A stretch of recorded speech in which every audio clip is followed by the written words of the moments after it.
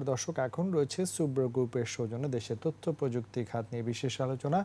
আর আলোচনার জন্য আমাদের সাথে ভার্চুয়ালি সংযুক্ত হচ্ছেন Bangladesh association of software information services বা সিস ও মেট্রোনেট বাংলাদেশ লিমিটেড সিওর জনাব জনাব সৈয়দ আলমাস কবির। আমরা সংযুক্ত হচ্ছি তার সাথে।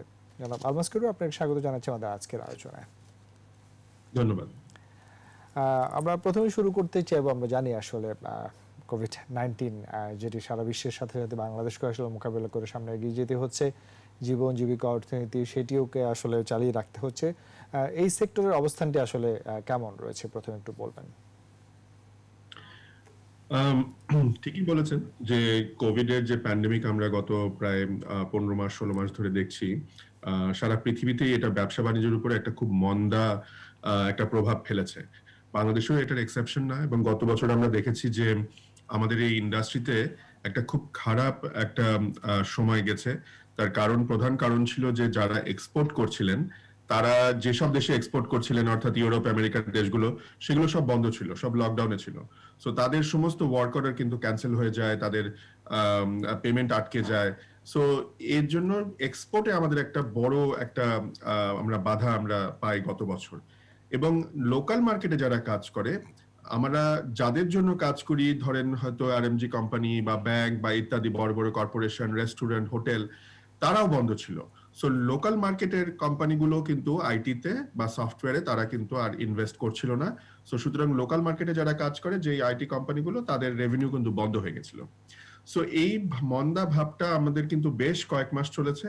বছরের শেষের দিকে নভেম্বর ডিসেম্বরে আমরা দেখেছি যে কিছু কিছু আবার একটু টার্ন অ্যারাউন্ড করা শুরু করেছে, কিন্তু এখন আবার গত 1-1.5 মাস ধরে কিন্তু আবার সেই একই অবস্থা। আমাদের লোকাল মার্কেটে কিন্তু খুব খারাপ একটা অবস্থা যাচ্ছে এখানে, বিকজ যাদের জন্য আমরা কাজ করে থাকি, তারা আসলে আইটিতে ইনভেস্টমেন্ট এখন কমিয়ে দিয়েছেন বা বন্ধ করে দিয়েছে। এক্সপোর্টের কাজ কিছু কিছু হচ্ছে, বিকজ এখন আমেরিকাতে ওরা ব্যবসা বাণিজ্য আস্তে আস্তে শুরু করেছে, ইউরোপে শুরু করেছে, সেখানে আস্তে আস্তে আমরা টার্ন অ্যারাউন্ড করেছি।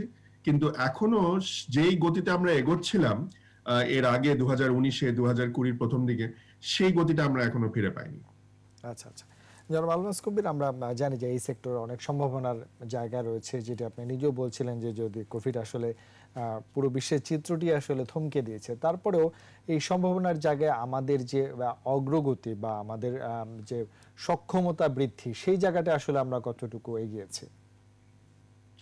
আমরা আমাদের যে একটা রেডিনেস যেটা ছিল, এটার প্রমাণ হচ্ছে যে আমরা যখন গত বছরে মার্চের 26 তারিখ 27 তারিখ থেকে লকডাউনে গেলাম 2020-র, আমরা কিন্তু হঠাৎ করে তখন ভেবেছিলাম যে আমাদের জীবনযাত্রা সব একেবারে থমকে যাবে, আমরা কিছু করতে পারবো না। কিন্তু পরের দিন থেকেই কিন্তু আমরা আমাদের ব্যবসা বাণিজ্য, ব্যাংকিং কার্যক্রম সবকিছু কিন্তু আমরা চালিয়েছি। আমরা অনলাইনে মিটিং করেছি, ঠিক এভাবে এখন আমরা যেভাবে অনলাইনে যুক্ত হয়েছি, এভাবে আমরা সমস্ত কাজকর্ম চালিয়ে গেছি। পরবর্তীতে আমরা দেখেছি যে ক্লাসরুম চলেছে, বিচারিক কার্যক্রম চলেছে আদালতে, এবং কেনাকাটা, এন্টারটেনমেন্ট সবকিছু কিন্তু অনলাইনে হচ্ছে। সো এটা কিন্তু পসিবল হয়েছিল বিকজ আমাদের একটা রেডিনেস ছিল, আমাদের একটা ইনফ্রাস্ট্রাকচার ছিল। সেটা ইনফ্রাস্ট্রাকচার তো আসলে চোখে দেখা যায় না, কিন্তু ওটাই প্রমাণ করে যে আমাদের ইনফ্রাস্ট্রাকচারটা রেডি ছিল, এবং সেজন্য আমরা একদিনও দেরি না করে পরের দিন থেকে কিন্তু আমরা জীবনযাত্রা অব্যাহত রাখতে পেরেছি। সো আমি বলবো যে আমাদের অবস্থানটা ভালো আছে। গত 1-1.5 বছর আমাদেরকে একটু ডেফিনেটলি পিছিয়ে দিয়েছে।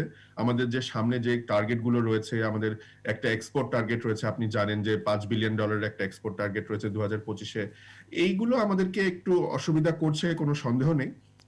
এছাড়া আরেকটা জিনিস যেটা হয়েছে ভেরি ইম্পর্টেন্ট, সেটা হচ্ছে যে চতুর্থ শিল্প বিপ্লব নিয়ে যেটা আমরা চিন্তা করছিলাম যে আগামী 3 থেকে 5 বছরের মধ্যে বাংলাদেশ আসবে, এখন কিন্তু এটা আরো তাড়াতাড়ি হয়ে গেছে, আরো ত্বরান্বিত হয়ে গেছে, যেটা এখন হয়তো আগামী 2-1 বছরের মধ্যে এটা আমরা একেবারে ফুল ফ্লেজড আমরা শুরু করে দিতে হবে, ফোর্থ ইন্ডাস্ট্রিয়াল রেভলিউশনটা। সো এর জন্য আমাদের রেডিনেসটা এখন খুব দরকার। আমাদের ছেলেমেয়েরা আছে, তাদের দক্ষতা এসব বিষয় আছে, কিন্তু যথেষ্ট দক্ষ মানুষ আমাদের নেই। এই যে ফ্রন্টিয়ার টেকনোলজিস গুলো, যেমন মনে করেন আইওটি, ব্লকচেন, রোবোটিক্স, এই ধরনের যে টেকনোলজি গুলো আসছে সামনে, এগুলোতে আমাদের আরো বেশি বেশি করে দক্ষ মানুষ তৈরি করতে হবে। আলমাস কবির, আপনি গতবার এই জায়গাটা আমরা আলোচনা করেছিলাম যে আসলে আমরা সম্ভাবনা কাজে লাগাতে হলে তো আগের আমার আগাম প্রস্তুতি লাগবে, বিশেষ করে দক্ষ জনবল, এবং সেই জায়গায় আমাদের শিক্ষা ব্যবস্থার সাথে সেইটার সমন্বয় এবং তরুণ প্রজন্মের যে আগ্রহের জায়গা, অভিভাবক হিসেবে তাদেরও কিন্তু এই জায়গাগুলো এগিয়ে আসতে হবে। সেই জায়গাগুলো আসলে আমরা কি করছি? আমরা আমরা ইউনিভার্সিটিগুলোর সাথে আমরা কথা বলছি, ইউনিভার্সিটি গ্রান্টস কমিশনের সাথে আমরা কথা বলেছি, মিটিং করেছি এর আগে। আমরা তাদেরকে যেটা বলছি যে এডুকেশনের মধ্যে মানে এডুকেশনাল যে আমাদের যে সিলেবাস গুলো আছে, 4 বছরের যে সিলেবাস, আন্ডার গ্রাজুয়েট সিলেবাস, এর মধ্যে যদি আমরা ট্রেনিংটাকে ঢুকিয়ে দিতে পারি, স্কিল ডেভেলপমেন্টকে ঢুকিয়ে দিতে পারি, অর্থাৎ আমরা যদি জ্ঞান এবং দক্ষতার যদি একটা সমন্বয় ঘটাতে পারি, তাহলে কিন্তু যে ছেলেমেয়েরা পাশ করে বেরোচ্ছে তারা পরের দিন থেকে এমপ্লয়েবল হবে। যখন মানে এখন কিন্তু সেটা হচ্ছে না। এখন কিন্তু ছেলেমেয়েরা একটা ডিগ্রি নিয়ে বের হচ্ছে, তাদের কিন্তু যথেষ্ট নলেজ আছে, কিন্তু তাদের কিন্তু স্কিল নেই। এই স্কিলের জন্য তাদেরকে হয়তো একটা আবার ট্রেনিং প্রোগ্রামে মানে ভর্তি হতে হচ্ছে, 3 মাস 6 মাসের একটা ট্রেনিং দেওয়ার পরে তারা এমপ্লয়েবল হচ্ছে। এর ফলে যেটা হচ্ছে, আমাদের কিন্তু একটা জনশক্তির অপচয় হচ্ছে। আমরা জানি যে আমাদের কিন্তু একটা খুব তরুণ একটা জনশক্তি রয়েছে, জনসমাজ রয়েছে। আমাদের অ্যাভারেজ এজ হচ্ছে 27 বছর, 28 বছরের নিচে। এই ডিভিডেন্ডটা আমরা কিন্তু বেশি দিন পাবো না। 2041 সালে দিকে কিন্তু এটা 40-41 বছর হয়ে যাবে অ্যাভারেজ এজটা। সো তখন কিন্তু এই সমাজটা তরুণ থাকবে না। এই যে আমাদের এখন একটা আগামী 20 বছরের একটা সুযোগ রয়েছে, এটাকে আমরা কাজে লাগাতে চাই। এক মাসও আমরা সময় নষ্ট করতে চাই না। এই ট্রেনিং এর যে স্কিল ডেভেলপমেন্টের ব্যাপারটা, এটা যদি সিলেবাসের মধ্যে থাকে, তাহলে কিন্তু ছেলেমেয়েরা তাদেরকে আর এই সময় নষ্ট না করে তারা কিন্তু একেবারে ইকোনমিতে কন্ট্রিবিউশন করা শুরু করতে পারবে একেবারে পাশ করার পরের দিন থেকেই। সো এই বিষয়ে আমরা ইউনিভার্সিটিগুলোর সাথে কথা বলবো। খুবই নজর দিতে হবে। আলমাস কবির, আমরা বাজেটও রয়েছে সামনে, বাজেট প্রত্যাশা শুনবো, সেই জায়গাগুলো নিয়ে আলাপে ফিরবো, তবে ছোট্ট একটি বিজ্ঞাপন বিরতি নিতে হচ্ছে। প্রিয় দর্শক, নিচ্ছে একটা বিজ্ঞাপন বিরতি, আমাদের সঙ্গেই থাকুন। দর্শক, আবার স্বাগত জানাচ্ছি 21 বিজনেসে। আর বিরতির আগে সুব্রা গ্রুপের সৌজন্যে দেশে তথ্য প্রযুক্তি খাত ও আসন্ন বাজেট নিয়ে আলোচনা করছিলাম। ব্যাসিসের প্রেসিডেন্ট সৈয়দ আলমাস কবিরের সঙ্গে তার সাথে আবার আলোচনায় সংযুক্ত হচ্ছি। জনাব আলমাস কবির, আমরা এবার একটু বাজেটের দিকে নজর দিতে চাই। কোভিডকালীন আরও একটি বাজেট ঘোষণা হতে যাচ্ছে। আমরা ইতিমধ্যেই জানছি যে সম্প্রসারণমূলক বাজেটের কথা হচ্ছে, তারপরেও কোভিডের কারণে বিশেষ করে সবকটি সেক্টরে আসলে আভাস রয়েছে। এই সেক্টরে আসলে ক্ষতি বা প্রত্যাশা, এই জায়গাগুলো যদি একটু তুলে ধরেন। জি, এবারের বাজেটে আমরা যেটা মেইনলি বলছি যে আমরা সরকারের কাছে খুবই কৃতজ্ঞ যে আমাদের 2024 সাল পর্যন্ত সফটওয়্যার এবং আইটি এনেবল সার্ভিসেস খাতে একটা ট্যাক্স হলিডে আছে। এইটাকে যেহেতু আমরা গত 1-1.5 বছর আমরা একটু পিছিয়ে গেলাম, এবং সামনে যেহেতু আমাদের কিছু টার্গেট রয়েছে, আমি আগেই বলছিলাম এই কথাগুলো, এক্সপোর্ট টার্গেট রয়েছে একটা বড়, আমাদের ইন্টারনাল লোকাল মার্কেটেও টার্গেট রয়েছে। সো সে কারণে আমরা বলছি যে এটাকে 2024 থেকে বাড়িয়ে 2030 পর্যন্ত করা হোক। এবং এর ফলে যেটা হবে, আমরা যেহেতু এখন অনেক ফরেন ইনভেস্টমেন্ট এই আইসিটিতে আমরা মানে আহ্বান করছি, তারাও কিন্তু ইনভেস্টররাও কিন্তু একটা লং টার্ম প্ল্যানিং নিয়ে তারা ইনভেস্ট করা শুরু করবে বাংলাদেশে, যে 2030 পর্যন্ত একটা ট্যাক্স হলিডে পাওয়া যাবে। সো এটা আমার মনে হয় এটা একটু কনসিডার করা দরকার। 2 নম্বর হচ্ছে যে আমাদের আইটি এনেবল সার্ভিসেস এর সংজ্ঞা আমরা প্রতি বছরই কিন্তু কিছুটা রিভাইজ করতে হয়, বিকজ আপনি জানেন যে এটি এমন একটি ইন্ডাস্ট্রি যেটা নতুন নতুন সার্ভিসেস কিন্তু প্রতিনিয়তই তৈরি হচ্ছে। সো যেমন এবছরে আমরা বলেছি যে ক্লাউড রিলেটেড যে সার্ভিসগুলো আছে, platform as a service, software as a service ইত্যাদি, সিস্টেম ইন্টিগ্রেশন, এই জাতীয় সার্ভিসগুলোকে আইটিএস এর মধ্যে নিয়ে আসা হোক। সো আমাদের এক্সপেকটেশন এটা হবে। আরেকটা বড় জিনিস আপনি হয়তো খেয়াল করবেন যে গত প্যান্ডেমিকে আমাদের অনলাইনে কেনাকাটা কিন্তু অনেক বেড়েছে, এটা নিয়ে কোনো সন্দেহ নেই। কিন্তু এই অনলাইনে যখন কেনাকাটাটা হয়, তখন আগে যে ক্যাশ অন ডেলিভারিটা হতো, এখনো অনেক বেশি হয়, কিন্তু এই প্যান্ডেমিকের সময় ক্যাশ অন ডেলিভারিটা কমেছে কিছুটা, এবং ডিজিটাল ট্রানজাকশন কিন্তু অনেকটা বেড়েছে। আপনার mobile financial service, credit card বা ডেবিট কার্ডের মাধ্যমে কেনাকাটা, এই ডিজিটাল ট্রানজাকশনটা যেটা আগে প্রায় 15% ছিল, এটা বেড়ে কিন্তু প্রায় 30-35% হয়ে গেছে। এই যে একটা গতি পেয়েছে, একটা মোমেন্টাম তৈরি হয়েছে ডিজিটালি লেনদেন করার, এটাকে ধরে রাখার জন্য আমরা প্রপোজ করছি যে যখন ডিজিটাল ট্রানজাকশন হবে, সেটা অনলাইনেই হোক বা আমি যখন দোকানে গিয়ে ক্রেডিট কার্ড দিয়ে কিনি বা মোবাইল ফাইন্যান্সিয়াল সার্ভিস দিয়ে কিনি, কেনাকাটা করি, তখন সেটাকে ভ্যাটের আওতামুক্ত রাখতে। তাহলে হবে কি, তাহলে সবাই ভোক্তারা ইন্টারেস্টেড হবে যে ডিজিটালি ট্রানজাকশন করার জন্য, এবং আস্তে আস্তে আমরা কিন্তু ডিজিটাল যে একটা সোসাইটি, একটা ক্যাশলেস সোসাইটির দিকে এগোতে চাচ্ছি, সেদিকে আমরা এগোতে পারবো, এবং সেখানে কিন্তু অনেক স্বচ্ছতা বাড়বে, এবং তার ফলে কিন্তু আবার অনেক রাজস্বও কিন্তু বাড়বে সরকারের, যেহেতু স্বচ্ছতা বাড়বে। সো এটা একটা আমাদের বড় চাওয়া এবারের বাজেটে। এছাড়া আমরা বলেছি আরেকটা ভেরি ভেরি ইম্পর্টেন্ট, যে আমাদের আইসিটি ইন্ডাস্ট্রির প্রধান কাঁচামাল বা ভেহিকল হচ্ছে কিন্তু ইন্টারনেট। এই ইন্টারনেটকে যদি আমরা এই করের আওতামুক্ত রাখতে পারি, যদি একেবারে জিরো না করা হয়, কর্পোরেট ট্যাক্স কমিয়ে যদি একটা মিনিমালে নিয়ে আসা হয়, তাহলে কিন্তু এই ভেহিকলের উপরে, এই ইন্টারনেটের উপর ভর করে অনেক নতুন নতুন ব্যবসা কিন্তু তৈরি হবে। যেমন অনেক ই কমার্স বাড়বে, অনেক ডিজিটাল ফাইন্যান্সিয়াল সার্ভিস বাড়বে, অনেক স্ট্রিমিং সার্ভিস বাড়বে, নেটফ্লিক্সের মতো, বায়োস্কোপের মতো, নানা ধরনের টেলিমেডিসিন বাড়বে। এই ধরনের নতুন নতুন ব্যবসা কিন্তু তখন তৈরি হবে ইন্টারনেটের উপর ভর করে, এবং সেসব ব্যবসা থেকে কিন্তু অনেক বেশি রাজস্ব আসবে।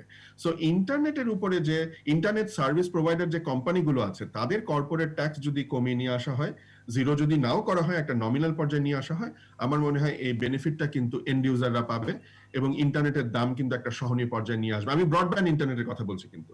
সো এইখানে আমার মনে হয় একটু নজর দেওয়া দরকার। আরেকটা বিষয় নিয়ে আমি একটু কথা বলি। আমাদের অনেক কিছু আছে, আমি শুধু ইম্পর্টেন্ট কয়েকটা আসলে বলছি।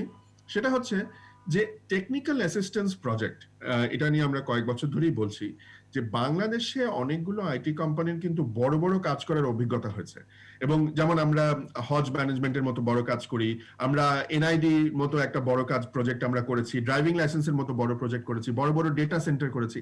এই যে আমাদের এই এক্সপার্টিস গুলোকে যদি আমরা বিদেশে রেপ্লিকেট করি, মনে করেন আফ্রিকার কোন একটা কান্ট্রিতে যদি আমরা রেপ্লিকেট করতে পারি, তাহলে কিন্তু আমাদের কোম্পানিগুলোর অভিজ্ঞতা অনেক বাড়বে, এক্সপোজারটাও বাড়বে। So G2G, government to government যদি একটা অ্যারেঞ্জমেন্ট হয় সেই অন্য দেশের সাথে, যেখানে শর্ত থাকবে যে বাংলাদেশ একটা অনুদান দিবে সেই গভর্নমেন্টকে, কিন্তু ওই অনুদানের টাকা দিয়ে বাংলাদেশি আইটি কোম্পানিকে দিয়ে কাজটা করিয়ে নিতে হবে, তাহলে আমাদের কিন্তু টাকাটা আবার নিজের ঘরেই ফেরত আসবে, কিন্তু মাঝখান দিয়ে আমাদের এই অভিজ্ঞতাটা আরো বেড়ে যাবে, ইন্টারন্যাশনাল এক্সপোজারটা, এবং বাংলাদেশের একটা রিব্র্যান্ডিং হয়ে যাবে। সো আমার মনে হয় এই অনুদানের জন্য, এই টিএ প্রজেক্টের জন্য একটা 500 কোটি টাকার একটা বরাদ্দ রাখা দরকার এই বাজেটে, যেই টাকা দিয়ে গভর্নমেন্ট টু গভর্নমেন্ট এই চুক্তিগুলো হবে। সো মোটামুটি এগুলো হচ্ছে আমাদের ইম্পর্টেন্ট। এছাড়াও কিছু আরো ছোটখাটো আমাদের রেকমেন্ডেশনস আছে এবারের বাজেটে, সময় থাকলে বলবো। জি অবশ্যই, আপনি বলতে পারেন। হ্যাঁ, আমাদের যেমন আপনি জানেন যে আমরা আইটি এনেবল সার্ভিস নিয়ে কিন্তু আমরা অনেক বেশি কাজ করছি। আমাদের যে $1 বিলিয়ন আমরা এক্সপোর্ট করছি এখন, এর মধ্যে কিন্তু বেশিরভাগ, একটা সিংহভাগ হচ্ছে পরিষেবা। সফটওয়্যার তো আছেই, এছাড়া আইটি এনেবল সার্ভিস বা তথ্য প্রযুক্তি নির্ভর সেবার উপরে আমাদের কিন্তু আমরা অনেক জোর দিচ্ছি। সো এই সেবা যখন আমরা লোকাল মার্কেটে বিক্রি করি, তখন দেখা যায় এখানে একটা ভ্যাট অ্যাট সোর্স, উৎসে একটা মূসক রয়েছে 4.5%।